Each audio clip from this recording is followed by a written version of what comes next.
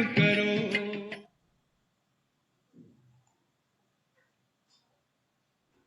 ओम शांति। आज कर्म की गुही गति आध्यात्मिकता से वेबिनार की इस सीरीज का डे 6 है। इसके पहले के डे 5 में हमने जाना अकर्म और सुकर्म का विस्तार से कि इसमें क्या अंतर है, कैसे बना सकते हैं। आज का टॉपिक डे 6 जिसका विषय है संचित कर्म क्या होते हैं, यह कितने प्रकार के होते हैं, क्या इनसे मुक्त हो सकते हैं और उसकी विधि क्या है। इस महत्वपूर्ण टॉपिक को लेकर हमारे बीच यूएसए से आदरणीय बीके कुसुम बहन जी उपस्थित हैं। हम सभी आपका बहुत बहुत वेलकम करते हैं बेटा और आपसे अनुरोध करते हैं कि इस महत्वपूर्ण क्लास की शुरुआत करें। ओम शांति। ओम शांति। ओम शांति। ओम शांति दीदी। दीदी ओम शांति। ओम शांति दीदी। ओम शांति दीदी।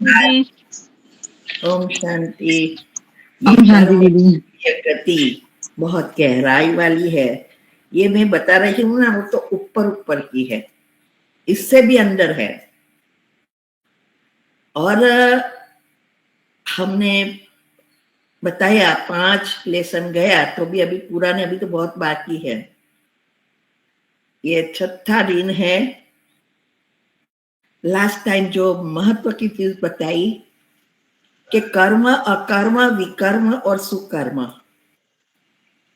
ये चारों में अंतर क्या है। कर्म, हर क्रिया, संकल्प भी आपका कर्म बना रहा है। विकर्म, विकारों के वश होकर जो भी कर्म करो वो विकर्म माना पाप कर्म बनता है। अकर्म, कर्म करते हुए कर्म बंधन में नहीं आना और कर्म को सुधार कर संबंध में परिवर्तन करना, वो खुद के लिए होता है। अकर्म ये पुरुषार्थ है। लेकिन सुकर्म खुद के लिए नहीं, औरों के लिए करना। कहते हैं ना, अपकारी पर भी उपकार करना है। और हर चीज का ध्यान रखकर परमात्मा की सेवा में लगाना। परमात्मा मेरा राजी हो, मेरे कर्म से, मेरे व्यवहार से दूसरे खुश हो। मुझे मिले या ना मिले, उसके लिए कुछ करूं। कोई भी स्वार्थ नहीं, निस्वार्थ सेवा।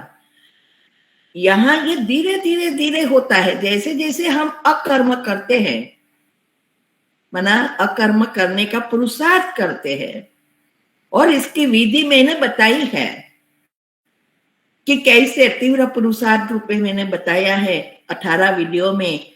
हर धारणाएं कैसे योग युक्त, युक्ति युक्त करनी है। और तीव्र पुरुषार्थ पहले जन्म में आने के लिए जो वेबिनार भी चला, उसकी वीडियो भी आ रही है। पहले जो चलाया था उसमें से, वो जो पहले जन्म में अगर आना है तो योग की पहली अवस्था दिनचर्या, मनचर्या सेट करना, मन को पॉजिटिव बनाना, सारी विधि हमने बताई है। जब हम इस विधि को फॉलो करते हैं, मन परिवर्तन होता है, तो धीरे धीरे हमारी आत्मा की शक्ति बढ़ती है, चक्र खुलना शुरू होता है। और जब हम मूलाधार से ऊपर उठ जाते हैं तो धीरे धीरे धीरे धीरे हमारे सुकर्म भी बनते जाते हैं। कई बार विकर्म बनेगा, कई बार अकर्म बनेगा, कई बार सुकर्म बनेगा। और खास करके पहले तो हमें बाहर की चीजों को अंदर नहीं लेना, यही पहली मेहनत है। जो भी अंदर लेंगे वो बाहर आएगा ही, वो आपका कर्म ही बन रहा है। और जब हम ऐसा विधि से पुरुषार्थ करते हैं तो अनाहत चक्र तक जब हम पहुंच जाते हैं, वैराग्य करना नहीं पड़ता, नेचुरल मन बुद्धि से डिटैच और निस्वार्थ सेवा, क्योंकि अनाहत चक्र जो है वही प्रेम से जुड़ा है, और प्रेम स्वार्थ और निस्वार्थ दो है। अगर अवगुण आ गए तो निस्वार्थ नहीं रहेगा, स्वार्थी बन जाएंगे, हर चीज में स्वार्थी। लेकिन जब हमारे गुण एक्टिव होंगे तो हर चीज में निस्वार्थ, सबके लिए करना है, चाहे वो योग है, चाहे वो पॉजिटिव विचार है, चाहे कोई भी चीज है। 7 पत्ते का बिलीपत्र, तन मन धन संबंध संपर्क समय संकल्प श्वासोश्वास, सबको परिवर्तन करना। और इसके लिए जरूरी है रोज 11 करना, 5 कर्मेंद्रिया, 5 ज्ञानेंद्रिया और 1 मन। इस 11 प्रकार के जो रस है उसको वश करना, उसके लिए हर सेकंड हमें ध्यान रखना है। तो ये सुकर्म औरों के लिए है, तो ही हम श्री कृष्ण के घराने में आ सकते हैं। बाकी वैसे भी हम पुरुषार्थ करते रहते हैं तो सतयुग, हमारी आत्मा में जितनी शक्ति भरेगी उतना हम सतयुग में 8 जन्म में कहां ना कहां आने का, आगे बढ़ने का बैरोमीटर ऊपर जाएगा, वो पुरुषार्थ होता रहेगा। तो यहां कोई भी शॉर्टकट नहीं है, और इसमें बहुत सारी चीजें साइंटिफिक रीते आजकल साइंस बता रही है कि कैसे कर्म घट्ट होते हैं, कैसे मन बुद्धि एकाग्र करनी है, सब वो साइंटिफिक रीति से भी समझा रहा है। और इसीलिए हमने उस बातों से ही सीखा और आगे बढ़े। तो भले कितने ही साल से ज्ञान में है, लेकिन ये सभी बातों को हर कोई नहीं जानता, बहुत कम जानते हैं, और वहां ही माया थप्पड़ लगाती रहती है। तो अभी आज है, थोड़ा लास्ट टाइम में समझाया था कि सवाल ये होता है कि आज हमारे अंदर जो पाप कर्म, पहाड़ों की जरा कीड़ी के पहाड़ बने इतने हो गए हैं, वो कैसे हुए, कितने प्रकार के हैं, और क्या उससे मुक्त नहीं हो सकते, वो सारी बातें अभी समझने जा रहे हैं।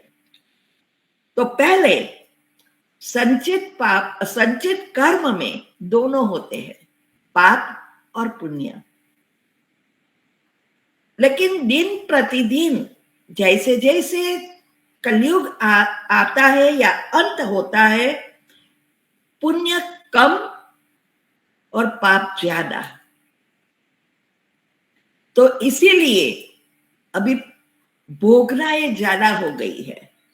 ये जो टेंशन से डिप्रेशन, वो कुछ नहीं है, वो कर्म की गति में कड़ी से कड़ी सजा है। इसीलिए हमें अभी संचित कर्म जो है वो कैसे फल नहीं देता और क्यों पड़ा रहता है, वो जब तक फल पकता नहीं तब तक संचित कर्म फल नहीं देता, पकना पड़ता है। और उसके लेयर्स बनते हैं, फीलिंग कितनी है उस अनुसार हमारे कर्म पककर तैयार होते हैं। जैसे मैंने लास्ट टाइम भी बताया था कि बैंक में अनेक प्रकार के अकाउंट है, current account, savings account, fix deposit, long term fix deposit. ऐसे कि करंट में क्या है, आया गया, आप कितना भी पैसा रख सकते हैं, विथड्रॉ भी कर सकते हैं। सेविंग्स में लिमिट होती है, जितना बचा वो हम सेविंग्स में रखते हैं, जिसकी अभी जरूरत नहीं है, और वहां लिमिट होती है। बहुत आप विथड्रॉ नहीं कर सकते, नहीं डिपॉजिट कर सकते। फिर सेविंग से हम फिक्स में रखते हैं कि अभी हमें इतना जरूरी नहीं है, लेकिन कई बार हम टेम्पररी फिक्स रखते हैं, कई बार लॉन्ग टर्म। तो यहां भी हमारे जो कर्म है वो होते ही रहते हैं, आया गया, लेकिन एक करंट अकाउंट की तरह। फिर उसमें से जो भी कर्म हमारा तैयार नहीं हुआ है, वो सबकॉन्शियस में स्टोर होता है, और फिर और उसके सेक्शन है, हमारे ब्रेन में सभी फाइलों के सेक्शन है। तो जैसे जैसे वो लेयर्स बनते जाते हैं, उस अनुसार फिर से सेविंग्स में आकर करंट अकाउंट बनता है। तो ये fix deposit, long term fix deposit माना जन्म जन्मांतर के कर्म। वैसे भी सबकॉन्शियस में जाना पहले तो मुश्किल है, और दूसरा है अनकॉन्शियस, वो उससे भी अंदर है। तो जैसे हम गुणों का चिंतन करते हैं तो गुण एक्टिव होते जाते हैं, वैसे वैसे हमारा योग अग्नि जो उत्पन्न होती है, उसमें से जो कड़े हिसाब है वो भस्म होना शुरू होता है। तो ये जो हर एक कर्म के फल अलग अलग है, एक समान नहीं होता है। अगर हमें जन्म भी मिलता है, वो भी इकट्ठे होता है, ऐसे ही नहीं मिलता है। कर्म इकट्ठे होते तब माँ बाप मिलता है, तब वैसे घर मिलता है जो संचित में पड़ा होता है।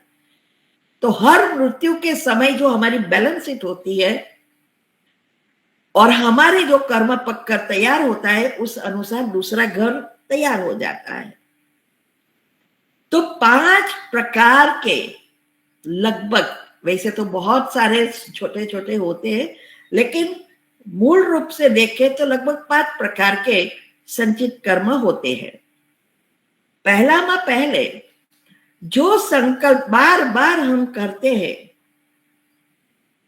देखते हैं, सुनते हैं, जो हमें कोई लेना देना, हम किसी को दुख नहीं देते हैं, लेकिन अंदर जा रहा है, वो खुद के कर्म बने, वो नेगेटिव एनर्जी बनी। फिर उसमें से जो घट होती है वो एक विकारों का रूप लेती है और विकर्म बनता है, फिर प्रैक्टिकल में आता है।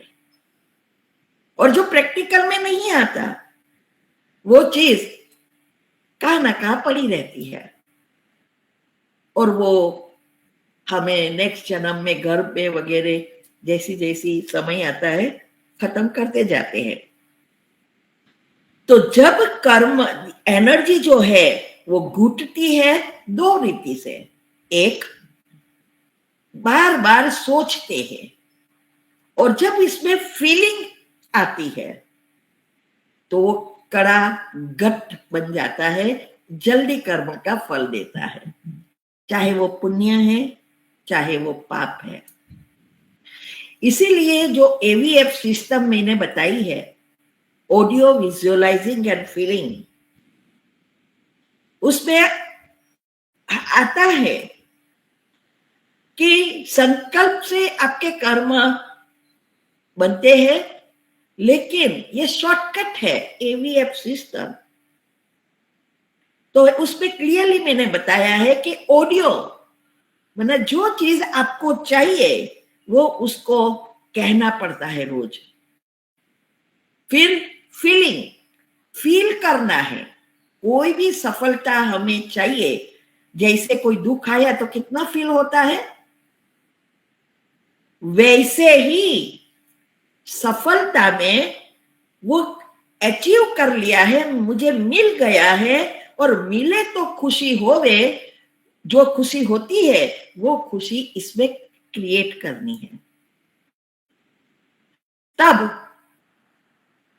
हमारे एवीएफ सिस्टम जो तीसरी है, विजुअलाइजिंग, जितना आप विजुअलाइज करेंगे, फीलिंग करेंगे, हमारी सिस्टम जूम बन जाएगी।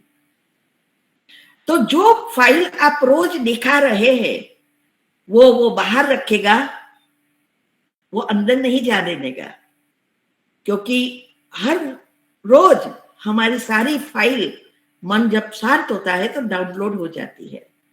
लेकिन जो चीज आप कर रहे हैं, योग के प्रयोग कहो, एनर्जी का उपयोग कहो, वो चीज बाहर रहेगी और वो घुटती जाएगी।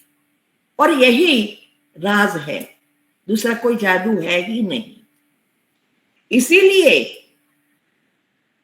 कर्म में वही चीज आती है जल्दी, जो फीलिंग में आती है, बार बार सोचते हैं तब वो कर्म में आती है, कड़े कर्म बनते जाते हैं।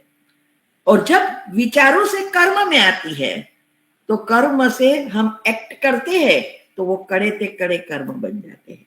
फिर वो कोई भी चीज से हो सकता है। जैसे आपने टीवी में देखा, उसमें आजकल तो कितनी सारे मंत्रा और सुकोनी मामा आते हैं, यहाँ का यहाँ, यहाँ का यहाँ, इसको धोखा दो, इसको ये करो, इसको दुख दो, ये आता है ना। और आज सबको वही सीरियल अच्छी लगती है, अच्छी सीरियल नहीं अच्छी लगती।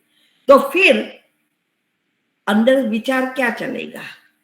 वही, और वही विचार चलेंगे तो उसी प्रकार का आपकी भावनाएं बनेगी, और एक ना एक दिन वो चीज घुट घुट कर प्रैक्टिकल जीवन में आ ही जाएगी। इसीलिए आजकल घर घर में सोकोनी मामा और मंत्रा बन रही है। रावण थोड़ा बाहर है, अंदर ही तो है।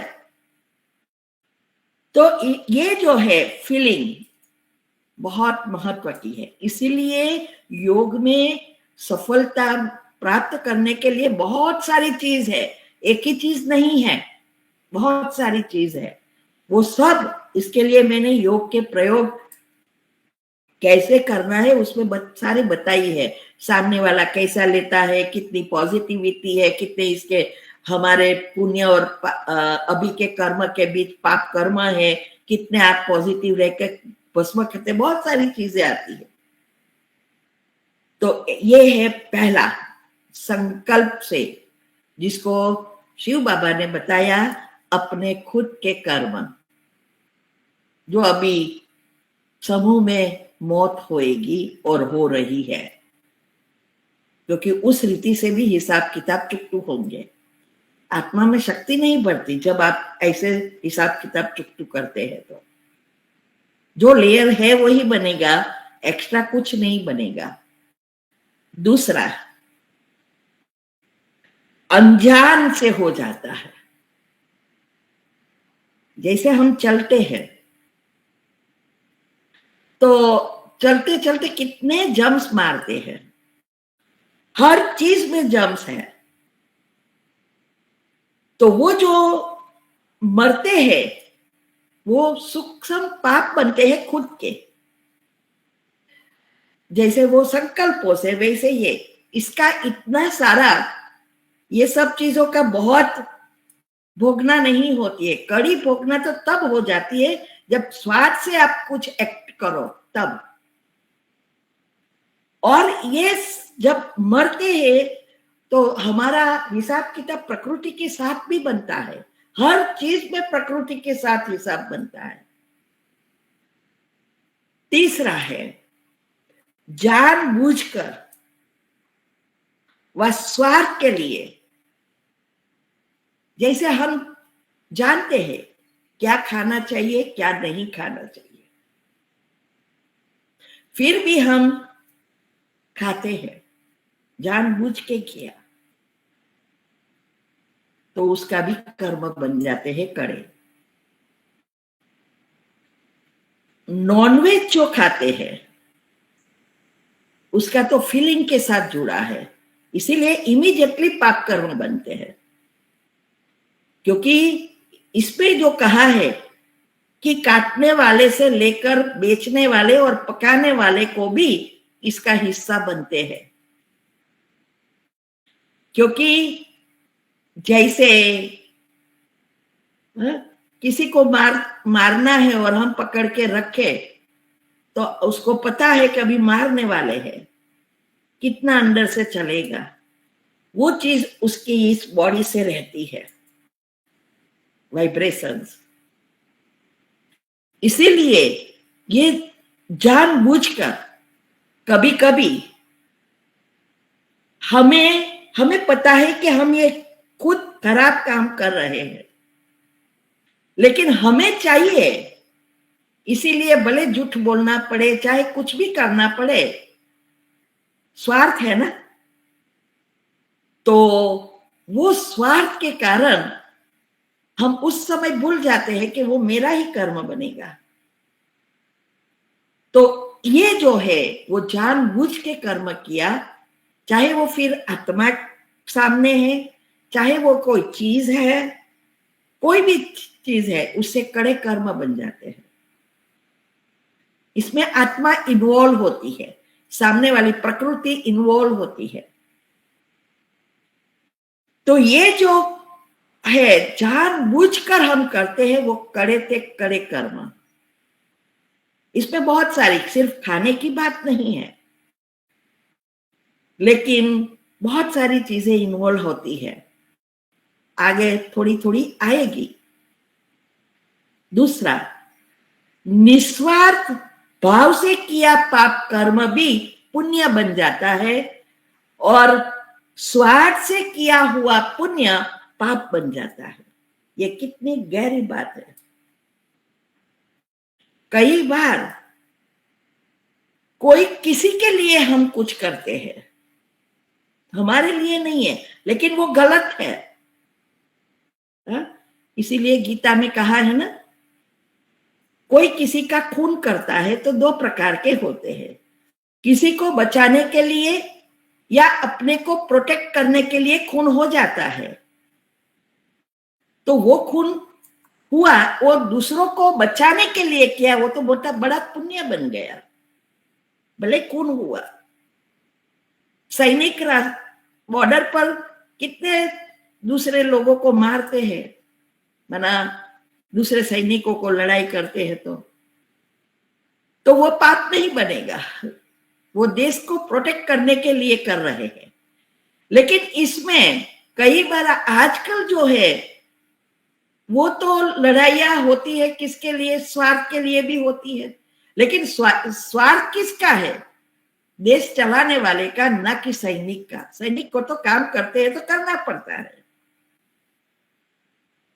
तो ऐसे ही कई चीजें ऐसी है जो हम निस्वार्थ भाव से किसी के लिए कर रहे हैं, तो इसमें हमारा पुण्य ही बनता है। कोई भी चीज है, और कभी स्वार्थ के लिए किया पुण्य, माना अच्छा कर्म किया लेकिन उसमें स्वार्थ है, तो वो पाप कर्म बन जाता है। किसी को नुकसान पहुंचाकर पैसा कमाना, वो पाप कर्म, कड़े कर्म है। किसी को दुख लुभाया, मीन्स के उसको अंदर से, कहते ना आटेली ककड़ी, हाय। जैसे बिजनेस है हमारा, और बिजनेस में हम सामने वाले को मीन्स के सैलरी कम देकर, या हर एक बहुत कुछ होता है, घर में भी होता है, बिजनेस में भी होता है, तो वो दुख दे के किया तो वो पाप बनेगा, क्योंकि खुद का स्वार्थ है, बस पैसा ही दिखता है, दूसरा कुछ नहीं दिखता है। तो वो कड़े से कड़े पाप, किसी को नुकसान पहुंचा कर करना, बहुत आजकल तो वो बहुत कुछ हो रहा है। दूसरा यह है, पैसा हमें मिलता है लेकिन इसमें दूसरों को कोई नुकसान नहीं है, लेकिन झूठ बोलना तो भी इसमें दो चीज है। एक, वो पैसा खुद के लिए लिया तो वो हिसाब किताब बनता ही है, लेकिन वो पैसा हमने सोचा कि चलो मुझे नहीं लेना है लेकिन मिलता है तो मैं दूसरों के लिए यूज करूं, गरीबों के लिए यूज करूं, तो वो पुण्य बन जाता है। जैसे एग्जाम्पल, गवर्नमेंट अनाज पैसा वगैरह दे रही है, बहनों को, विधवा को बहुत कुछ दे रही है, बराबर। अभी वो व्यक्ति कैपेबल है और उसको जरूरत नहीं है, उसके घर में भी अच्छा है, फिर भी झूठ बोल के ले रहे हैं, तो वो पाप बना। जरूरत है ने लिया तो हिसाब किताब बना, अच्छा होगा तो वो आपको मिल रहा है, लेकिन जरूरत नहीं है, पैसा है फिर भी ले रहे और लेकर कहीं बेच देते हैं तो और कड़े कर्म। कितनी गुह्य बात है। तो ये जो लिया अभी चलो मिल रहा है, बराबर, हमें जरूरत नहीं है लेकिन हमें झूठ बोलना पड़ता है लेने के लिए, तो वो खुद के लिए नहीं सोचा कि चलो ना गवर्नमेंट दे रही है तो मैं उसको लेकर गरीबों को दे दूं, तो वो पुण्य बन जाता, तो पुण्य बनता। खुद के लिए नहीं किया ना तो वो पुण्य बन जाता है, क्योंकि हम किसी को दुख नहीं पहुंचा रहे हैं, वो गवर्नमेंट दे रही है, इसमें किसी की हाई नहीं है और आपका नसीब है, कोई कर्म है जो आपको मिल सकता है, तो फिर वो लिया, लेकिन पहले से फिक्स किया कि मुझे नहीं लेना है लेकिन ये मिलता है तो मैं दूसरों को दे दूं, तो वो लिया, वो पिछला, दिया वो पुण्य नया। ये है वो जो मैंने 3 बातें बताई थी ना, कि कर्म की भोगना पुण्य या पाप आता है तो नया कर्म जो बनाते हैं आत्मा की शक्ति अनुसार, अवस्था अनुसार। सतो प्रधान अवस्था है तो वो पिछला लेगा, नया पुण्य बनाएगा। रजोगुणी है सोडाबाजी, मिले तो करूं, ना मिले तो नहीं करूं। और तमोगुणी है वो लेगा भी लेकिन गलत रीति से लेगा, नया पाप कर्म बनाएगा। तो ऐसे बहुत सारी चीजों में ये बातें आती है। तो एक है किसी को नुकसान पहुंचाकर पैसा लेना, कड़े ते कड़े हिसाब। किसी को नुकसान नहीं हो रहा है लेकिन खुद के लिए झूठ बोल के लिया स्वार्थ से, तो हिसाब किताब। लेकिन वही पैसा आपने दूसरों को दे दिया तो और नया पुण्य बन गया।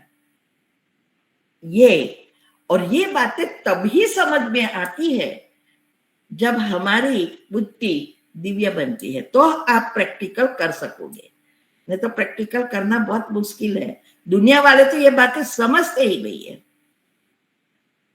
इसीलिए ये जानते हुए भी किसी को दुख देकर या नुकसान पहुंचाकर वह पैसा मिलता है, इसमें किसी का नुकसान नहीं है।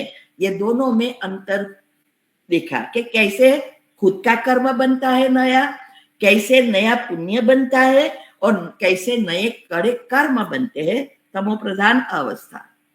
बस लेना ही है, मिलता है ना ले लो। अभी चौथा, जानते हुए कि यह पाप बनेगा फिर भी करना पड़ता है। हम भोजन वगैरह खाते हैं, फ्रूट्स भोजन, खास करके जो भोजन हम कुक करते हैं, कितने सारे बैक्टीरिया दिखाई नहीं देता है, खेत में से निकाले तब से लेकर तैयार होने पर बहुत सारे बैक्टीरिया मरते हैं, माना जीवाणु। लेकिन ये खाना पड़ता है, जरूरी है जीवन जीने के लिए। तो उसका इतना कर्म नहीं बनेगा, वो बहुत माइनर। लेकिन आपने अगर भगवान की याद में उसको खाया तो वो पाप कर्म से हम बच जाते हैं। इसीलिए दो काम होता है, वो हिसाब किताब से भी मुक्त होंगे क्योंकि वो प्रसाद बन जाता है और भोजन में शक्ति भी आती है। तो भोजन सामने आए, पहले बराबर बाबा को, परमात्मा को अगर याद करते हैं तो ये जो अज्ञान से कर्म होता है, माना जानते हुए भी करना पड़ता है, उससे हम थोड़ा मुक्त होते जाते हैं। पांचवा है अज्ञानता के वश होकर कर्म करना। माना हम जानते हैं कि शास्त्रों में कहा है दान पुण्य करना है, तो दान पुण्य करना है, लेकिन दान पुण्य करते भी हमारा पाप कर्म बने वो नहीं चेक करते हैं, नाम मान शान के लिए करते हैं, तो वो पुण्य में भी पाप अज्ञानता से कर्म बनते जाते हैं। तो और पाप, जब पाप की भोगना आती है तब हम जो रिएक्ट करते हैं और कुछ ऐसा मीन्स के क्या कहे,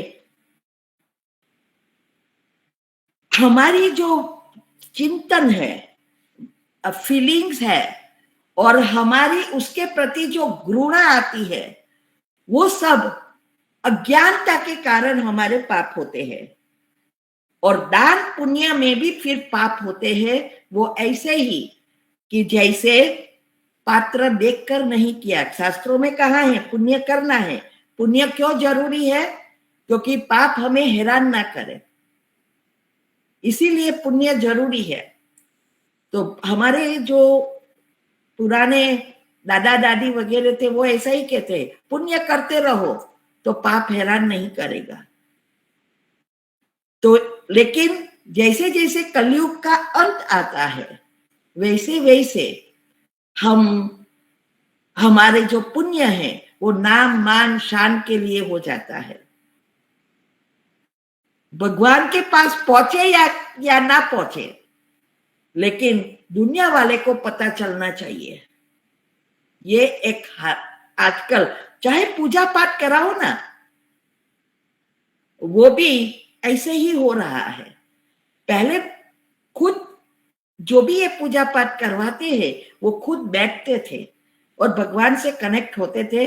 महाराज जो बोलते थे वो भी ऐसी अवस्था थी, दोनों के लिए विचारों के कारण उसका फल मिलता था।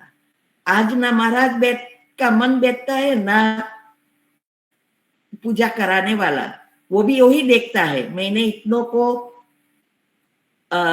इनविटेशन दिया था, कौन आया, और जो भी आएंगे इसमें बड़े आएंगे, आइए आइए करते रहेंगे और पूजा चलती रहेगी। इसीलिए वहां भी पुण्य हमें मिलता नहीं है। हमारे पैसे से कोई गलत उपयोग करे तो वो भी पाप कर्म बन जाता है। पुण्य किया हमने लेकिन पाप बन जाता है। तो ये पुण्य देखकर, इसीलिए पात्र देखकर करना है। पुण्य तो करना ही है लेकिन पात्र देखकर करना है। तो वैसे तो देखो तो हर चीज, कोई भी चीज का दुरुपयोग करो वो चीज हमारे भाग्य से कम होती जाती है। इसलिए वो गीत सुना ना, कर्म ऐसे करो जो कभी कान ना कटवाना पड़े, हाथ ना कटवाना पड़े। तो ये सब क्या कान कटवाना मना, कान है लेकिन सुनाई नहीं देता, आंख है लेकिन दिखाई नहीं देता। और आजकल तो आप देखते हैं हाथ कटा हुआ है जन्म से ही। कितने एक बार हम आगरा गए थे, तो ओआरसी में गए और वहां से वो लोग ले गए थे सभी जगह पे।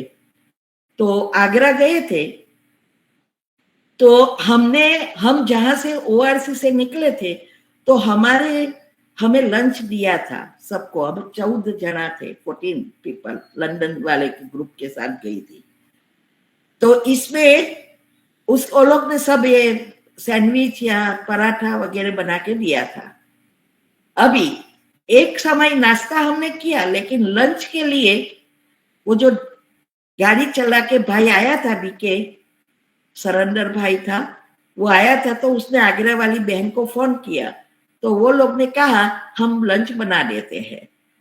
तो फिर हमारे पास तो लंच पड़ा था और वहां लंच तो लेना था। अभी जब हम आगरा गए, तो आगरा में क्या है कि आपको थोड़े डिस्टेंस चल के जाना है, या स्पेशल वो लोग ने ऐसी रिक्शा रखी है, वो भी वहां अमुक डिस्टेंस के पहला ऐसा था, अभी तो पता नहीं, बहुत साल हो गए। तो ये चल के ही जाना पड़ता है। तो जैसे हम गाड़ी पार्क करके नीचे उतरे, एक भिखारी आया, वो व्हील चेयर पर था, दोनों पांव नहीं थे और एक ही हाथ था, बना तीनों चीजें गई थी। और ऑब्वियस पैसा तो है ही नहीं, क्योंकि गरीब था, भिखारी था। अभी उसने हमारे पास पैसा मांगा, तो हमने सबने पैसा नहीं दिया। तो फिर बोले कि मेरे घर में ये भूखे हैं, कितने दिनों से बच्चे भूखे हैं, बहुत कुछ स्टोरी बनाई। तो पहले 1000 मांगा, फिर 500 करा, फिर 100 तो दो, फिर 20 तो दो। तो हमने सोचा कि ये पैसा, चलो भूखे हैं, तो वो भोजन पड़ा था तो हमने सोचा चलो ले जाए, दे दिया, इतना सारा भोजन है, हमने उसको दे दिया। फिर भी पैसा मांगता रहा। अभी वो हमने नहीं दिया, तो फिर उसने क्या किया, फिर मैं चलती रहती थी। फिर मेरे मन में संकल्प आया, क्योंकि मैं कर्म की गति को बहुत जानती हूँ, कि ये हमने दिया, लेकिन वो पैसा मांगता रहा, वो रास्ते में डाल ना दे, फेंक ना दे। और मैं पीछे थोड़ी थोड़ी बार में देखती रहती थी, तो उसने रियल में फेंक दिया, एक रास्ते के साइड पर सारा भोजन फेंक दिया। क्यों? उसको पैसा चाहिए था, उसकी बेबी बुरी आदत है, उसको भोजन नहीं चाहिए था। अभी फिर मेरे मन में संकल्प आया, ये इसको क्या कैसे दे दिया, अभी ये किसके पाँव के नीचे आएगा या क्या करे बाबा, ये क्या हो गया। इतने में एक गाय आई थोड़े समय के बाद, और गाय ने खाना शुरू कर दिया। मैंने बोला हास, पाप कर्म से तो बच गए कि वो दूसरे ने खा लिया। कहने का यहाँ भावार्थ यह है, अभी आप सोचो उसके कैसे कर्म है, दोनों पांव गए हैं, हाथ गया है, पैसा नहीं है। हर जन्म में भगवान हमें चांस देता है कर्म को बदलने के लिए, क्योंकि जब हमारी मृत्यु ये आगे आएगा, मृत्यु होती है ना, तब हम शरीर से डिटैच हो जाते हैं ना, तो हमें सब गलतियां पता चलती है, इसके साथ हमने ये किया, हमें हिसाब और सच्ची चीजें पता चलती है। तो ऐसा लगता है कि अभी जाके सबके साथ हिसाब किताब कितु कर अच्छा कर्म करना है। तो भगवान हमें फिर से भेजता है, और बुद्धि भी दी है मनुष्य को, लेकिन फिर भी वो चेंज नहीं होता। धीरे धीरे धीरे उसके जीवन से, भाग्य से शरीर के अंग भी जाते रहते हैं, स्थूल सुविधाएं भी जाती रहती है। तो आप सोचो उसका कर्म कैसा बनेगा, अभी वो जो जिस रीति से काम कर रहा है। तो ये बातें बहुत गुह्य है। तो इसीलिए कभी कभी हम हमारे दान पुण्य से भी पाप बन जाता है। दूसरा, माता पिता के साथ कर्म बनते हैं। माता पिता का ऋण होता है हमारे ऊपर, जन्म दिया, पाला पोसा, एक हमारे कर्म भी है, लेकिन साथ साथ हमारे उसके साथ ऋण भी है कि भाई हमें इस सृष्टि पर लाए। तो अगर हम माता पिता के लिए वो ऋण को चुकता, जो पहले के जमाने में होता था, बच्चे जब बड़े हो जाते थे तो माता पिता की पालना करते थे, और अभी नहीं करते रहे हैं। अभी तो ऊपर से माँ बाप का खाना है। कितना पाप कर्म बन रहा है, तो ऋण पर ऋण चढ़ाते हैं। और कई, इसीलिए अगर दो चीज है हमें इसे छूटना है तो दो तीन चीज है। ये जो अगर पेरेंट्स के पास सब कुछ है, उसको जरूरत नहीं है, फिर भी हमें जो मिलता है उसमें से उसके लिए दान पुण्य करते रहना है। क्योंकि वो लोग ने भी कितने पाप किए होंगे, जाने अनजाने, तब आपको बड़ा किया, सुविधाएं दी, तो उसके भी पाप कर्म और स्वभाव संस्कार के अनुसार इतना पुण्य भी नहीं किया होता है। तो नेक्स्ट जन्म में माता पिता मिलना, अच्छा घर मिलना और बचपन का आधार, बाद में दूसरे के साथ कर्म की भोगनाएं अच्छी या बुरी आती है, लेकिन जो बचपन है वो अभी का बुढ़ापा। आप वानप्रस्थ अवस्था के बाद जो कुछ करते हैं वो आपका बचपन का भाग्य बन रहा है। तो पहले के जमाने में आपको पता है ना कि उम्र हो जाए फिर सभी स्थूल चीजों से रिटायर हो जाते हैं, और फिर वो लोग कहते थे वन में जाए या भगवान का नाम ले। लेकिन उस समय अलग चीज थी कि वो उस समय वो जो उसकी खाना पीना उठना सोना सब सृष्टि के समय चक्र के साथ था। इसीलिए वो जो उसके जो कर्म है, वो जो भावनाएं हैं, वो भी बुरी कर्म भी घनी बार होते हुए भी जो भावनाएं अच्छी बनती ही रहती है, और वो भगवान का नाम देते ही है। आज वो नहीं हो रहा है, मन का तो पहुंचता ही नहीं है, इसीलिए वो हमेशा जाने अनजाने पाप कर्म करते ही रहते हैं। तो बुढ़ापा में, वानप्रस्थ अवस्था में जाने के बाद मन भगवान में तब लगेगा या अच्छे कर्म में तब लगेगा जब आपने सारी जीवन भगवान को याद किया होता है, अच्छा कर्म किया है। हम अपने आप को बहुत भाग्यशाली समझते हैं। आज 25 साल से सब कुछ छोड़कर इसमें सेवा में भगवान ने लगा दिया, और कैसे क्या भाग्य बना रहा है। तो ये अगर हमने सारी जीवन कुछ नहीं किया है, फिर रिटायर, आजकल तो रिटायर होते ही नहीं है, अंत तक करते ही रहते हैं। दूसरा, आजकल पहले जैसे बच्चों को देने की भूल तो कभी करना ही नहीं है, अगर किया तो जीवन नरक बन जाता है। तो करें क्या? एक ही चीज है, बच्चों को बच्चे के पांव पे खड़े रखो, फिक्स डिपॉजिट रख दो, और वो फिक्स का ब्याज पे घर चलाओ।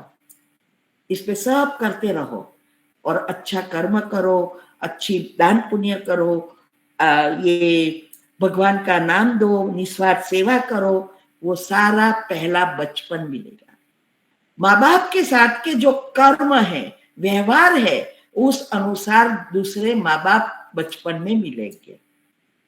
इसीलिए कई बच्चे जो होते हैं रोड पे ही बड़े होते हैं, खाने का भी नहीं होता है, मिट्टी में खेलते हैं, और माँ बाप तो मिट्टी में काम करते रहते हैं, वो खेलते रहते हैं, ना बिस्किट वे भी मिला तो वो लोग तो बहुत खुश हो जाते हैं। तो ये जो है माता पिता मिलना, वो भी एक कर्म के हिसाब से अच्छे माँ बाप मिलेगा, नहीं तो ये धीरे धीरे धीरे माता पिता का भी हमारा उसके जो कर्म अच्छे कर्म कम होते हैं तो माता पिता भी ऐसे ही मिलता है। और बचपन ऐसा गया तो पुण्य कर्म जो है वो बाद में कभी कभी मिले कि ना भी मिले, पता नहीं होता है। तो इसीलिए हमेशा माता पिता का कभी भी बद्दुआ नहीं लेना है, दुआ कमाओ, उसको जो अच्छा लगे वो करो। एक है खुद की हमारे व्यवहार से दुखी होना, और दूसरा है उसका स्वभाव है खुद दुखी होता है। अगर उसका स्वभाव ही है दुखी होना तो उसमें हमें पाप नहीं लगता। जैसे हम पुरुषार्थ करते हैं, घर वालों को नहीं अच्छा लगता ना, तो वो उसके कर्म है, लेकिन हम अच्छा काम कर रहे हैं, आत्मा का शक्तिशाली बनाने या दुनिया को परिवर्तन करने के लिए पुण्य कर्म कर रहे हैं। अगर किसी का स्वभाव ऐसा है नहीं अच्छा लगता तो वो उसके कर्म कड़े कर्म बन जाते हैं, क्योंकि अच्छे काम में दखल ले रहा है। लेकिन हमें ये हमारे व्यवहार, जैसे आजकल देखते हैं ना, खाना नहीं देना, हॉस्पिटल ले जाना नहीं है, टाइम नहीं मिलता, फैमिली के पीछे ही टाइम होता है, उसको बार बार कहते रहना तूने हमारे लिए, आप लोगों ने क्या किया, हमारा नसीब आपके लिए बिगड़ा, आपने हमारा नसीब बिगाड़ा। ये सब जो बातें आप बोलेंगे, ऐसी कड़वी बातें बोलेंगे तो उसको दुख होगा, वो कड़े ते कड़े कर्म बन जाते हैं। इसीलिए ये सारी बातों को जितना हम समझेंगे उतना प्रैक्टिकल में जीवन में कर सकेंगे। तो अगर हमें बुढ़ापा को दूसरे जन्म को सुधारना है, बुढ़ापा को सुधार लो। तो माता पिता का ना हाई लेनी है, ना उसका खाना है जब हम कैपेबल है, और मिला है हिरासत में वर्षे में तो दान पुण्य कर सकते हैं, उसका भी पुण्य आपका भी पुण्य। तो ये सब बातें बहुत गुह्य है, आगे आगे अभी आते रहेगा, लेकिन ये नॉर्मल इतने प्रकार के कर्म होते हैं। इसमें एक कर्म रह गया, अगर कोई अच्छा व्यवहार कर रहा है और हम उसके साथ बुरा व्यवहार करें, बहुत कड़े कर्म। पति पत्नी होते हैं, बच्चे और पेरेंट्स होते हैं, सास और बहू होती है, कोई भी हो, क्योंकि जितना नजदीक के उतना ज्यादा हिसाब किताब, चाहे अच्छा चाहे बुरा, दोनों हो सकता है। तो ये जो है कभी कभी ऐसा भी होता है कि सामने वाले पुण्य के कारण हमें सुख मिल रहा है, फिर भी हमारे नेगेटिव पाप कर्म या संस्कार के अनुसार हम खराब व्यवहार उसके कर रहे हैं। अगर वो रिएक्ट नहीं कर रहा है तो समझो आपका वो जो कर्म है वो आपका खुद का है, सामने वाले का सिर्फ पुण्य था, तो वो कड़े कर्म। आप सोचो कितनी गुह्य बातें हैं। फॉर एग्जाम्पल, पति या पत्नी है, पति चलो बहुत अच्छा है, वो आपको कुछ टॉर्चर वगैरह कुछ करता नहीं है, लेकिन बहुत सुख देता है। फिर भी पत्नी का कर्म ऐसा है जो वो सुख भोगने के लायक ही नहीं है, ऐसे कर्म बच्चे बीच में आ रहा है, तो वो उस अनुसार व्यवहार करेंगे उसके साथ। अच्छा है फिर भी बुरा व्यवहार करेंगे, ये है कलाकार। इसीलिए सोच समझकर हर कदम बढ़ना है। एक ही बात याद रखनी है, कर्म किसी को भी छोड़ता नहीं, कर्म में भगवान भी इंटरफियर नहीं करता। कर्म का नियम उसने बनाया है, कर्म करो फल भोगो। कई बार अभी कर्म का फल मिलता है, कई बार नेक्स्ट जन्म में मिलता है, कई बार 10 जन्म के बाद मिलता है, लेकिन कर्म का फल जरूर मिलेगा और खुद को ही भोगना पड़ेगा। अपने बच्चों को खिलाया तो बच्चों को नहीं भोगना पड़ेगा, खुद को ही भोगना पड़ेगा। रामायण में वाल्मीकि ऋषि की यही कहानी है ना, वो लोगों को लूट कर परिवार चलाता था, लेकिन एक संत ने आके उसको जो बताया, उसको मारने गया तब, और फिर पता चला कि सब कोई भागीदार नहीं है। सबने कहा वो तो तेरा फर्ज है, तू कैसे भी कमा के ला, घर चलाना वो तेरा फर्ज है, चाहे वो अच्छे चाहे बुरा रीति से। तो ये जो वो लोग ने जब ऐसा कहा तो वो तुरंत उसको ज्ञान हो गया और छोड़ दिया संसार और रामायण लिख दी। तो ये है, लेकिन हम रोज मुरली सुनते हैं, सुनते हैं, कान सीधे है बाहर। इसीलिए अगर हम वाल्मीकि जैसे बन जाते तो इतना पुरुषार्थ ही नहीं करना पड़ता। ओम शांति। टाइम हो गया। अभी नेक्स्ट में हम समझेंगे कि अभी ये सब चीजों से हम कैसे मुक्त हो सकते हैं। अभी उसके लिए आएगा क्या है, कैसे मुक्त हो सकते हैं। कर्म की बुक में ही लॉ अनुसार बताया है, शास्त्रों में भी बताया है ये सारी बातें। उसको हम यहाँ प्रैक्टिकल में विस्तार से समझने का प्रयत्न करेंगे कि कैसे योग अग्नि क्यों प्रकट नहीं होती, क्यों ज्ञान नहीं होता, ये सारी बातें डिटेल में समझना है। ओम शांति। किसी का प्रश्न पूछ सकते हैं? दीदी मुझे ये पूछना था कि जैसे बोलते हैं कि पति पत्नी एक दूसरे के सुख दुख में आधा आधा भागीदार होते हैं।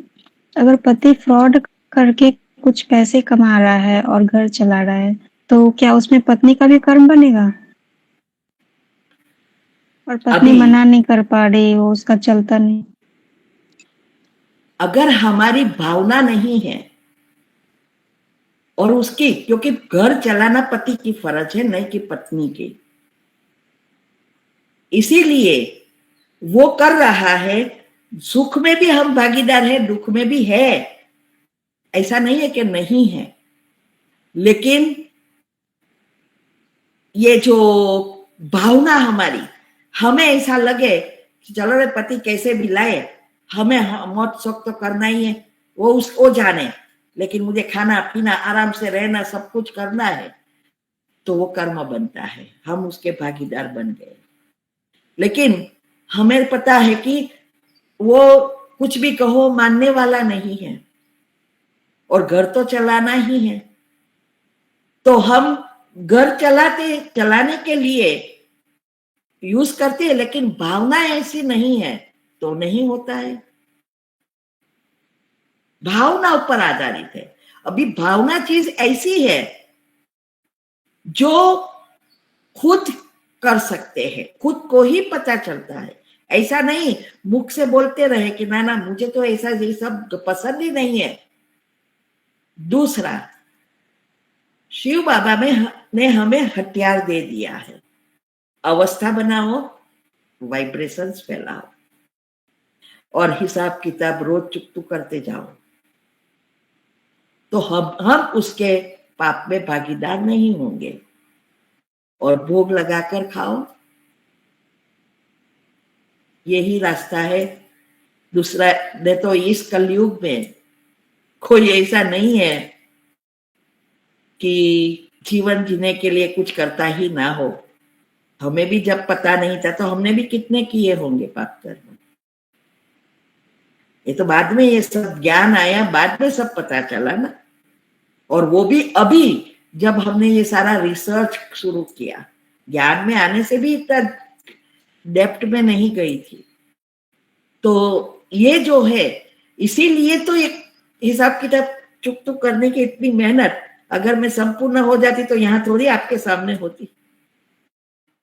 तो ये है, तो कौन सी भावना, ऐसे नहीं बस लाता है ना जैसे लावे वैसे, हमें तो हमारा घर चलाना है ना, ये भावना रॉन्ग। लेकिन फीलिंग में कि नहीं करना है लेकिन करना पड़ता है, तो वो अलग चीज है। ठीक है, ओम शांति। ठीक है दीदी, और ओम शांति। हाँ जी दीदी, हम एक बात पूछना चाहते हैं। ओम शांति दीदी। ओम शांति। जी हाँ, जैसे दीदी हमारे युगल नहीं है और गवर्नमेंट सर्वेंट थे। हमारे युगल गवर्नमेंट सर्वेंट थे, तो उसके बाद 2 बेटे हैं, तो एक को नौकरी दे दी, एक को फंड का पैसा दे दिया। उसी समय ये तय हो गया था कि एक को नौकरी मिलेगी। छोटा बेटा थोड़ा ड्रिंक करता था, ज्यादा वो था, तो उस समय वो नहीं, उसको नहीं वो मिली। अब दीदी जब देने के बाद बड़े बेटे ने वहां से आके ऐसे कुछ मतलब बातें सामने रखी, तो किराया और रेंट पे जो है किराया, अब जब मेरे को जो पेंशन मिलती है उसमें से देना है, होता है किराया। इस बात को जैसे सबने मुझे समझाया, वो तुम अपने लिए रखो, कल को बुढ़ापे में या कभी कोई जरूरत पड़ेगी तो बच्चे ना कर पाए तो आप अपने लिए रख सकते हो। तो जब ये बात हमने कहा तो तब से ही बच्चे हमसे नाराज हैं, बहू भी बेटा भी, कि क्यों आप लोग ही लिखे, जब खर्च घर में होंगे तो नौकरी दे दी तो क्या हो गया, तो फिर क्या करें, वापस दे हम नौकरी तुम्हें। और उनको जो भी पैसा आया था सब दे दिया बच्चों को। तो दीदी ऐसे उसमें हमें क्या करना चाहिए, आप राय दीजिए। हाँ, ये तो सबके घर में होता है ना, हमारे घर में भी सब जगह पे होता है। किसी को थोड़ा अच्छा लगेगा, दुनिया में आज सबको पैसा चाहिए, सुविधा चाहिए, तो वो तो ऐसा ही करेंगे। लेकिन हमें, पैसा हमारा है ना, हमें क्या करना है, हमें मजबूत रहना है। वो बोले ना सुने, बुरा लगे, वो जाने, हमें क्या, वो उसके कर्म है।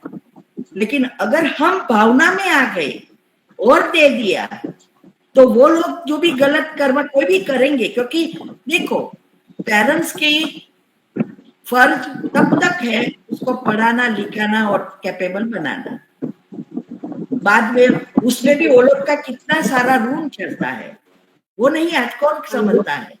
तो ये जो है बाद में उस पाव पर खड़े रहे, फिर वो जाने उसके कर्म जाने हमें। क्योंकि अगर नहीं रखेंगे, कितनी बार आपने सुना होगा कि करोड़पति भी रोडपति बन गया, जब बच्चों को सब कुछ दे दिया तो माँ बाप को पैसे भी खाने का नहीं देते थे। तो इस जमाने में हम तो जीते जी तो क्या, बाद में भी नहीं देने वाले, लेकिन जीते जी एक पैसा नहीं देना है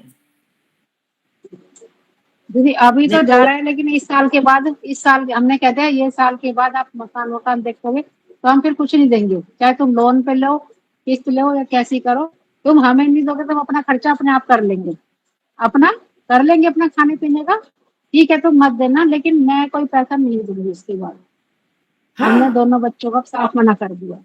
छोटे को भी कहते तू पी रहा है पी, लेकिन अपना तू नौकरी कर, अपने लायक कर। उसकी वाइफ भी छोड़ के चली गई है यहाँ से, तो थोड़ा परेशान था, तभी उसको फ्लैट वगैरह था उसका जो हिस्से का, उसमें लेके दे दिया। और मैं वहीं बैठी हूँ, तो बाबा ने कहा कि उस बच्चे को खाना तुम बना के दोगे तो उसमें फर्क आएगा थोड़ा, बाबा के उसमें वाइब्रेशन होगी खाने में, और तुम योग करोगे तो वहां पे, तो मैं भी यहाँ आई हुई हूँ। तो लेकिन इसको भी कह दे भैया, जो तू कमाएगा ना अपना खर्चा लिया, मैं तेरा खाना बना दूंगी, लेकिन मैं उसमें हो सकता है थोड़ी बहुत सहयोग कर दूं, लेकिन पूरी तरह मैं कुछ नहीं करूंगी, ये पूरा खर्चा मैं उठाऊंगी, ये नहीं करूंगी। अब हमने दोनों बच्चों को ही ये बोल दिया। शादी दोनों की हो रही है, उसके पास बच्चे हैं, इसके पास भी लड़का है, लेकिन इसकी वाइफ अपने घर गई हुई है, लड़ झगड़े हुए पैसे की वजह से ही, कि पैसा वगैरह मेरे नाम करो। मैंने कहा मैं तेरे नाम क्यों करूंगी, दूंगी तो मैं बेटे के नाम करूंगी, जो बेटे का हक बनता है उसका ही तो मिलेगा, उसको बाप का। तो बाकी रह गई पेंशन, वो तो बाबा ने मेरे को मेरे खर्चे के लिए बाबा ने दिया, और बाबा का पैसा है, वो पैसा वो मेरा भी नहीं है, वो बाबा ने मुझे निमित्त बना के मेरे खर्चे के लिए मुझे दिया है, तो वो तो मैं नहीं देने वाली। तो अभी तो जो जा रहा है, लेकिन इस साल के बाद मैंने मना कर दिया कि मैं अब इसके बाद तुम घर लोगे तो अपने उस पर देना, मैं कोई तुम लोन लोगे तो मैं किस्त वगैरह कुछ नहीं दूंगी। यही है, क्योंकि जो आप करेंगे ना, देखो हमारे साथ मैंने जैसे कहा ना, अभी का जो बुढ़ापा का समय है, वही चीजें जो आप करेंगे वही आपका नेक्स्ट जन्म का बचपन बनेगा, और भाग्य पहले ये वो आएगा, सबसे पहले अभी का आएगा। अभी हमारे साथ दो ही चीज जा सकती है, स्थूल चीजें कितना भी है कुछ नहीं जा सकते, पाप और पुण्य। जो भी हमने पुण्य कमाया वही हमें दूसरे जन्म में मिलेगा, और पुण्य होगा तो हमारा जीवन, जाने अनजाने हमने पाप तो किए ही है, तो नेक्स्ट जन्म में अगर पाप की भोगना भी आए तो जीवन बैलेंस से जी सकते हैं। अगर पुण्य नहीं है तो जीवन जीना भी मुश्किल हो जाता है। इवन आप छोड़ के जाओ और बच्चे गलत यूज करे तो वो भी पाप बनेगा। अगर बच्चे अच्छी जगह यूज करके हमें खुश रखे, मीन्स के मरने के बाद भी, तो वो हमारी पुण्य बनता जाएगा, वो पहुंचता ही रहता है, कनेक्शन है। तो इसीलिए जो अच्छी रीति जीना था तो उसको ऐसा ही करना है, और अगर दे दिया तो समझो नर्क बन जाएगा। आज दुनिया ऐसी हो गई है, बहू बेटे जैसे वो लोग खाते हैं ना, हमें खिलाते हैं वैसा करते हैं। तो एक घर है, आप हमें बस एक बात, पैसा दिया, सब दे देते हैं, फिर ऐसे सोचते हैं क्या ये रोटी मुफ्त आती है क्या, कितनी मेहनत मेरा पति करता है, बहू भी ऐसे बोलेगी। हाँ जी, ऐसी तो हमने मेहनत करके कमाया, उन लोगों को दिया, वो नहीं दिखाई देगा। ये गलती जब तक हम जीते हैं तब तक हमें कुछ नहीं देना है, हमारा खर्चा खुद उठाना है। अगर ना देवे तो वो जाने, देना है तो देवे, लेकिन खुद का खर्चा खुद उठाओ। दीदी हमें बस एक राय और दीजिए, तो हमें मतलब बच्चों से अलग होके तो नहीं रहना, या वहीं रह के अपना करना है, उनके साथ ही रह के अपना करना है, या उनको छोड़ के अलग अपने रह रहे हैं, तो क्या करना चाहिए, छोड़ना चाहिए या नहीं छोड़ना? अगर आपको पुरुषार्थ करना है तो अलग रहना है, जैसे हम अलग रह रहे हैं, तो ये पुरुषार्थ करना है तो अलग रहो। अगर अवस्था नहीं बनी है, सथवारे की जरूर है तो साथ में रहो, ये आपकी चॉइस है। ये हमारी चॉइस तो दीदी मेरे को यही है कि अलग रह के पुरुषार्थ ज्यादा अच्छा होता है। जैसे वो चले जाते हैं, मैं छोटे के पास आई हूँ तो पुरुषार्थ होता है अच्छा, लेकिन वहाँ कोई ना कोई दीदी बात बनती रहती है, तो चाहते हुए भी या नहीं चाहते भी हो ही जाता है ना। ये बनती रहती है, वो लोग का कर्म है। देखो हमारा काम है सिर्फ उसको सलाह देना, समझाना, इससे ये होगा, इससे ये होगा, करे ना करे वो लोगों का कर्म। और आजकल तो कोई सुनने वाला नहीं, बस हमें इतना ही करना है, हमारा योग बढ़ाकर रोज सबको सकाश दो काम होगा, हिसाब किताब चुकटू भी होगा, और अच्छा उस आत्माओं के साथ, और लड़का लड़की हस्बैंड अभी का है, बाकी है तो आत्मा है ना, तो उस आत्माओं के साथ हमारा अच्छा हिसाब किताब बनेगा। तो हम तो रोज ऐसे सकाश देते हैं, माफी दे, अभी जितने भी साल हम साथ में हैं, हम अच्छी रीति व्यवहार करेंगे, प्रेम से रहेंगे, अच्छा संबंध बनाएंगे, जिससे कोई ना कोई जन्म में दोबारा फिर से मिले तो हम अच्छी रीति जी सके। ऐसा रोज संकल्प देती हूँ, क्योंकि ये सब आत्मा है। कई बार एक में से 12 आत्मा हो गई, वो 12 से कितनी सारी आत्माएं जुड़ कनेक्टेड हो गई, तो कोई ना कोई जगह तो आते ही रहेंगे। तो वो हमारे ऊपर है कि हमें पुरुषार्थ करके आगे बढ़ना है और हमारा अच्छा भाग्य बनाना है, या अभी भी इस गुचवाड़ मीन्स के जाल में फंसते जाना है। नहीं, वो हमारे नहीं जाल से, इस जाल से हमें निकलना है। थोड़ा भला अभी समय है ये ना जगह अलग होने के लिए, जब वो अपना लेंगे कहीं रहने के लिए तभी उसी बाद हम अपना देख लेंगे रेंट पे कब और अपना पुरुषार्थ कर लेंगे, क्योंकि हमें बाबा हाँ, मिला, तो अगर बाबा हमको जैसा मिला ऐसा कोई नहीं पैसा मिलेगा। है तो ये करना चाहिए, बाकी नहीं है तो हमें ऊपर डिपेंडेंट रहना है। बाकी पैसा है, कर सकते हैं, तो बच्चे बच्चे का उसका भाग्य है, वो जाने। हम हमारा अभी हमें यहाँ तो सबको जरूरत है बच्चे के लिए, लेकिन हमने कहा नहीं, हमें तो ये कल्याण करना है। हाँ, भोजन बना के देती हूँ, वो लोग को कुछ चाहिए का बना के देती हूँ, वो लोग आए तो भोजन कर देती हूँ, वो बात अलग है। लेकिन जब हम साथ में हैं तो एक एक सुबह से शाम तक सब कुछ इसमें से ही नहीं ऊपर आते, बाहर निकलते। तो इसीलिए हमारी चॉइस यह है, अभी हर एक की अपनी अपनी है, ठीक है। ओम शांति। नेक्स्ट। शुक्रिया दीदी। ओम शांति। ओम शांति। ओम शांति दीदी। ओम शांति। बोलिए। हाँ जी दीदी, आज ना एक लिंक आया था सेंटर से क्लास का, फॉरेन की बहन ने कराई, यूएसए से थी। तो दीदी वो कह रहे कि जैसे उन्होंने कराई कि परम धाम में आत्मा की स्थिति के ऊपर क्लास कराई, तो वो कह रहे कि जैसे इथर तत्व की एनर्जी से ही आत्मा जो है परम धाम में स्थित होती है। तो इथर तत्व तो दीदी छठवां तत्व है, तो जैसे इथर तत्व में हम अपना एनर्जी फैलाते हैं, पॉजिटिव या नेगेटिव, उसके अकॉर्डिंग हमें शरीर मिलता है। जब परम धाम से मतलब कि आत्मा की शक्ति और इथर तत्व की एनर्जी मैच होती है तब, तो परम धाम में तो आत्मा अपनी शक्ति के अकॉर्डिंग ही बैठी है, स्थित है। तो दीदी इस इथर तत्व की एनर्जी का परम धाम पे प्रभाव, तो ये चीज समझनी थी दीदी जो कहा। हाँ, ये देखो इथर तत्व क्या है, जी एनर्जी नेगेटिव और पॉजिटिव दोनों है। जी परम धाम से जो भी हमारी एनर्जी आती है ब्रह्मांड में, पहले जब सृष्टि की रचना हुई सब सतो प्रधान थे, तो इथर तत्व भी फुल्ली पॉजिटिव था, और वो आकाश तत्व से जुड़ा है। तो आकाश तत्व हमारे शरीर में भी है, तो इथर तत्व भी हमारे शरीर में है। तो जितना अभी हम क्या कर रहे हैं, हमारा जो इथर तत्व अंदर है, अभी जो नेगेटिव लेयर्स उसके ऊपर चढ़े हैं, वो निकाल कर हमारी पॉजिटिव एनर्जी जितनी आएगी बाहर, वो इथर है, पॉजिटिव का। और पॉजिटिव एनर्जी से उसमें मैग्नेट है, ये कहते हैं ना, खींचता है परमात्मा की एनर्जी को। बुद्धि में मैग्नेट है, इसीलिए बाबा भी कहता है ना, मन मेरे में लगाओ लेकिन याद बुद्धि से करो। तो बुद्धि में मैग्नेट है, तो हमारा सबका पुरुषार्थ ही यह है, बुद्धि को शुद्ध पवित्र बनाना, अर्थात इथर तत्व जो पॉजिटिव है, शक्ति है, उसको एक्टिव करना। तो दीदी इथर तत्व की एनर्जी का परम धाम की आत्माओं पे प्रभाव तो नहीं ना पड़ता, जैसे परम धाम में आत्माएं स्थित है, वो तो मतलब कि छठा तत्व हुआ।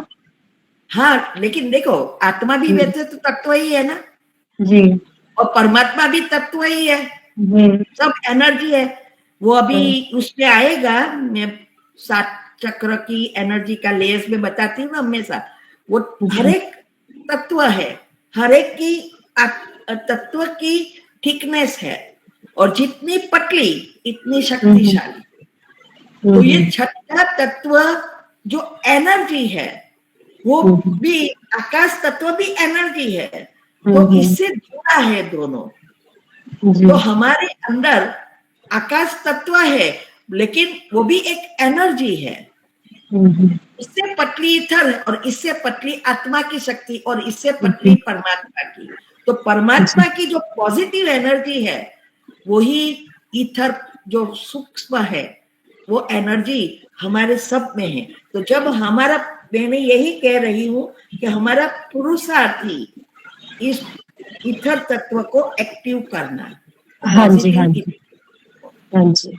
ये परम धाम में जितना आप पॉजिटिव बनेगा, उतना आप परम धाम में जल्दी पहुंच सकेंगे, मन बुद्धि एकाग्र कर सकेंगे। तो मतलब इथर तत्व जो हमारी पॉजिटिव या नेगेटिव एनर्जी से ही क्रिएट होता है, मतलब कि हम लोग करते हैं। जैसे अगर पॉजिटिव एनर्जी कर्म भरे ना, सारी सोच भरी जी है। जी जी तो जी ये दोनों चीज अंदर है, लेकिन अभी क्या है, सब नेगेटिव ईथर बन गया है।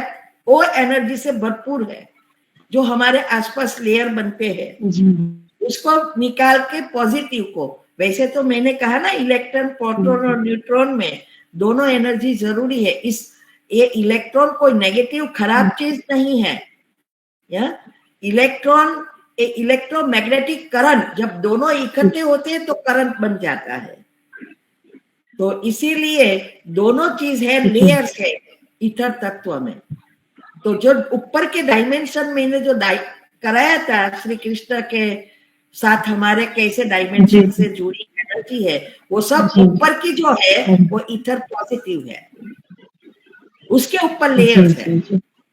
इसीलिए हम जैसे जैसे पुरुषार्थ करते हैं तो वो लेयर्स ईथर वाला बदलता है और ऊपर के डायमेंशन रिसेट होते हैं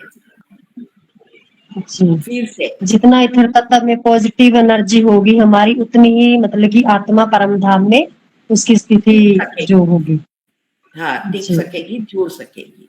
ठीक जी जी, थैंक यू दीदी। ओम शांति। सूक्ष्म बोलिए। हाँ जी दीदी, मेरा क्वेश्चन था कि जैसे जो भी हम मनसा हमारी अगर अच्छी है और अपने जैसे बच्चे को कोई ऐसा काम कर रहा है जो उसके लिए अच्छा नहीं है, लेकिन अगर हम उसको रोकने की कोशिश करें, लेकिन उसमें हम खुद भी दुख लेते हैं और उसको भी देते हैं, तो उसमें भी दोनों के कर्म बनते हैं। यस। बाबा क्या कहते हैं, ना दुख दो ना दुख लो। तो यही अवस्था है ना। हाँ जी। मैंने क्या कहा, बच्चे को सिर्फ कहना ये इससे ये होगा, इससे ये होगा, चॉइस आपकी है। फिर भी जो सुने उसका वो करेगा, नहीं सुनता छोड़ दो, वो आत्मा है, वो उसके कर्म है। हमारे पास एक ही चीज है, उस आत्मा को सकाश देकर, अच्छा बोलने से कोई सुधरने वाले नहीं है, और ही बिगड़ेंगे। ईगो क्लैश करता है, इसीलिए बोलना तो कुछ भी नहीं है, वाइब्रेशन।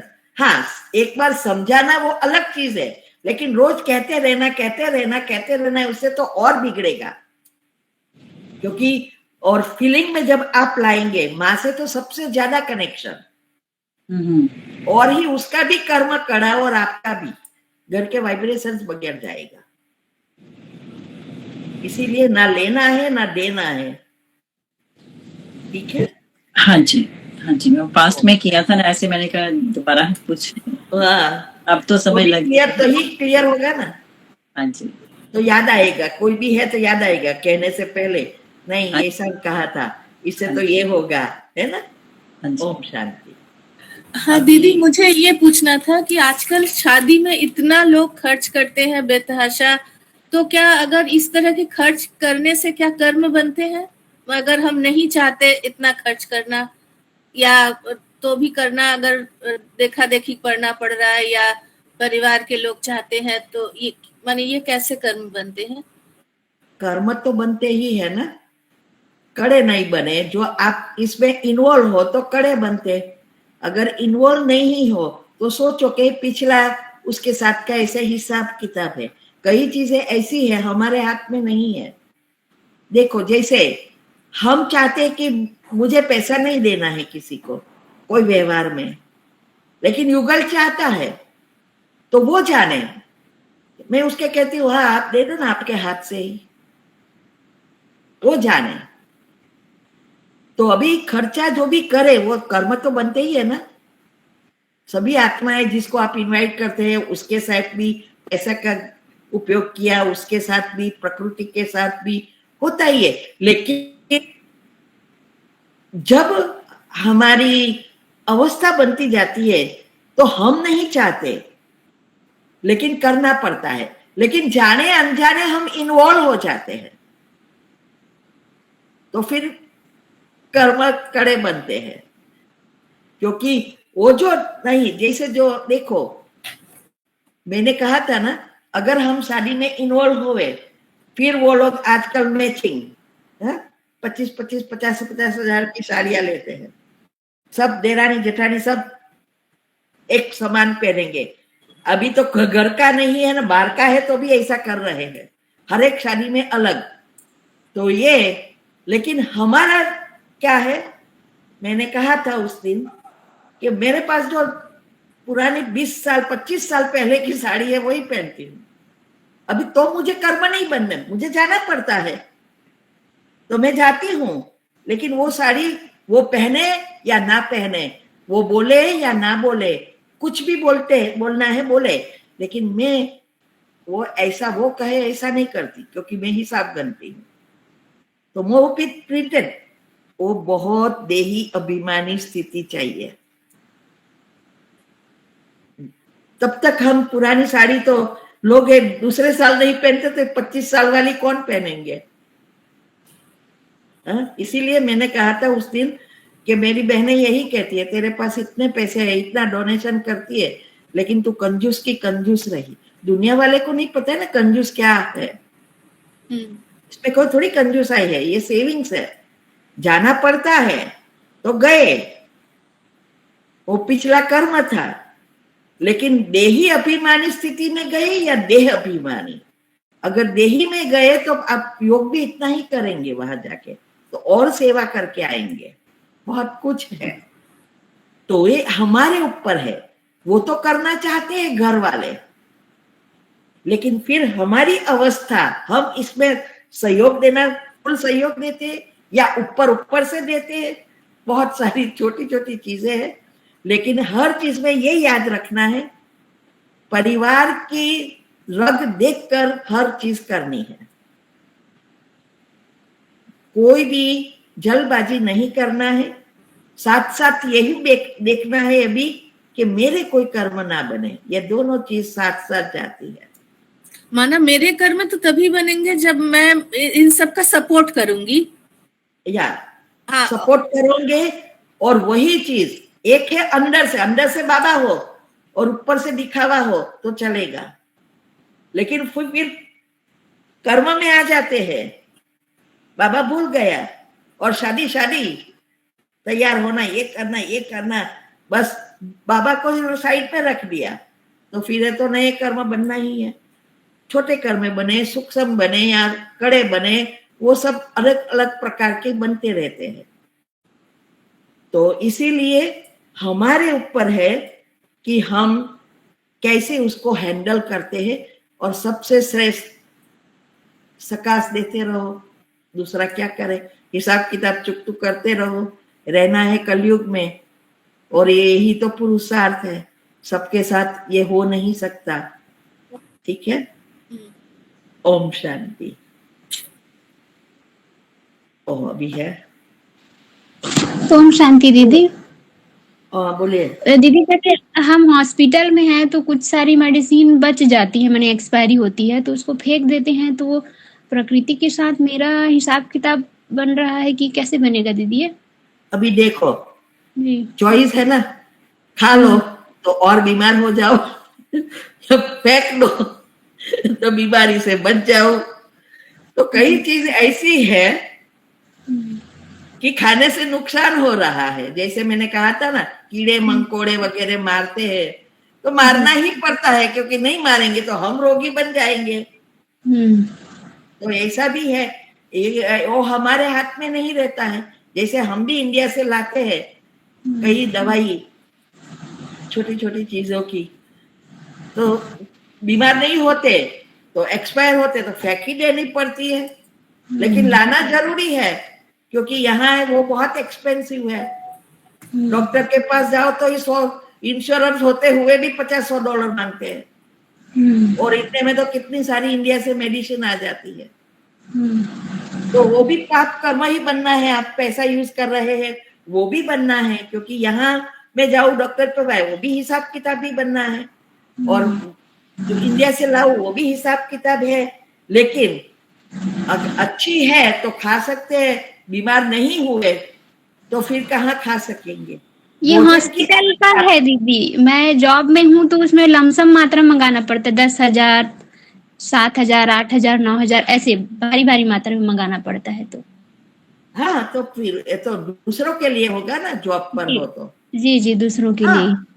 तो फिर यही है ना, ये तो आपकी जॉब है जी, मंगवाना ही पड़ता है, जैसे आपकी जॉब है उस अनुसार जी, फेंकना ही पड़ता है। भोजन अलग चीज है, वेस्टेज होना, और दवाई जिससे हमें नुकसान होना है वो चीज अलग है। ठीक है जी। ओम शांति दीदी। अभी ओम शांति दी। ओम शांति दीदी, जैसे आपने अभी कहा कि अगर माता पिता हमें कुछ देते हैं तो हम उसको दान पुण्य में यूज करें, तो क्या वो दान पुण्य में ही करना चाहिए? उसे हम अगर अपने लिए यूज करें तो वो कर्म बन जाए? वो सिर्फ आत्मा के साथ हिसाब किताब बनता है, वो पाप कर्म नहीं बनता है, हिसाब किताब। उसने आपको दिया, आपको उसको देना पड़ेगा। हाँ जी। तो और अगर मान लो हमें कोई रिलेटिव, अगर कोई रिलेटिव भी हमें कुछ देता है, कोई मिलने आया, मान लो कुछ देता है, जबरदस्ती भी देता है मान लो, तो उसको भी हमें, अगर हम उसे हम यूज ना करें, वो भी हम दान में या सेवा में दें, और हम ऐसा करते हैं, हम ऐसा करते हैं। मेरा इंडिया में वहां तो बहुत सारी चीजें आती रहती है, बर्तन आते रहते, तो मैं यही कहती हूँ सब इकट्ठा हो, दे के आओ सेंटर पे। पैसा मिला, कहा हम अवॉइड कर सकते तो कर लेती हूँ, नहीं कर सकते और देते ही है तो फिर वो सेंटर पे। अभी मेरे भाई ने 15,000, मेरी मम्मी ने शरीर छोड़ा तो बहनों को दिया, भतीजों को वगैरह जो भी देना है आया होगा, मैंने बोला सेंटर पर डायरेक्ट दे देना। ऐसा मुझे नहीं लेना है। अभी लेने से कोई पाप नहीं बनता, लेकिन हिसाब किताब जरूर बनता है। तो अभी हमारा पुरुषार्थ हिसाब किताब कम करने की बात है, ताकि पुण्य बनेगा। हिसाब मीन्स के आपको देना पड़ेगा, दूसरा कुछ है नहीं। आपने कोई गलत करके नहीं लिया है, झूठ बोल के नहीं लिया है, वो दे रहे हैं तो वो हमें देना पड़ेगा रिटर्न, कोई ना कोई जरिए। अगर माता पिता भी देते हैं मान लो, और हमें इतना जरूरत नहीं है, और अगर हमने सेवा में लगा दिया तो उनका पुण्य भी बन जाएगा उससे? दोनों का बनेगा, आपका भी बनेगा, उनका भी बनेगा। या क्योंकि आपकी भावना कितनी अच्छी होती है तब ये कर सकते, वैसे नहीं कर सकते। तो उसके साथ जाने अनजाने कोई भी कर्म हो गए वो भी हिसाब किताब चुकतू होता है, और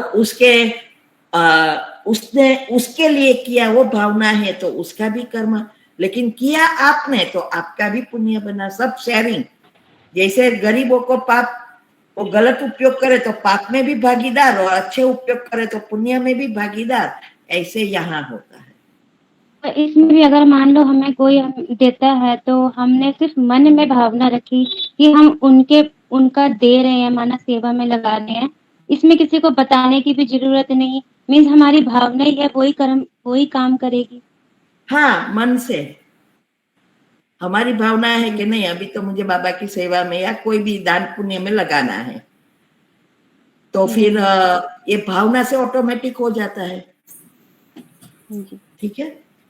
ओम शांति। शांति। अभी 2 मिनट बाबा को याद करेंगे। लाइव ऑनलाइन वेबिनार हम करा रहे हैं, बहुत स्पेशल टॉपिक्स है, गहरे राज और हेल्थ के हैं। वीक में 3 बार, Monday, Wednesday and Friday, India के टाइम अनुसार 8 से 9 रात को, और फिर प्रश्न उत्तर। तो जिसको भी पुरुषार्थ में आगे बढ़ना है, हेल्दी रहना है, वो ज़रूर अटेंड करे, बहुत फ़ायदा होगा। और उसकी लिंक आपको मिल जाएगी। आप हमें व्हाट्सएप पर टेक्स्ट कर सकते हैं, तो हम ग्रुप लिंक भेजेंगे जहां आपको हर वीक की लिंक मिलेगी। ठीक है। ओम शांति। शांति। मैंने बताया है कि हमारे जो 3 शरीर है उसको साफ करने के लिए दुआ बहुत ज़रूरी है। और दुआ अनेक रीति से हम प्राप्त कर सकते हैं, लेकिन कई चीज़ें बहुत इजी है। जैसे आजकल लोग वीडियो तब देखते हैं जब कितने लाइक है, कितना शेयर किया है, कमेंट कितनी रखी है, कितने सब्सक्राइबर है, व्यूज़ कितने हैं, ये सब देखकर वीडियो देखते हैं। तो यहाँ भी हमें अगर दुआ कमाना है तो हर एक वीडियो में लाइक, शेयर, कमेंट और सब्सक्राइब करना है। इससे कई आत्माएं इसको देखेंगे तो उसमें भगवान की बातों को समझने के लिए मन होगा, और फिर इसमें से कई आत्माएं बाबा के जो छुपे हुए रत्न हैं, माना भगवान के बच्चे जो है वो निकल आएंगे। और कईयों को, बाहर वालों को भी अगर इससे फ़ायदा होगा तो ये सबसे दुआ मिलेगी जिसने ये 4 चीज़ें की है। इसीलिए ये घर बैठे दुआ कमाओ। लोग घर बैठे पैसा कमा रहे हैं, आप दुआ कमाओ तो हम भगवान के बच्चे नंबर 1 में जल्दी जल्दी आ सकेंगे। ठीक है। ओम शांति।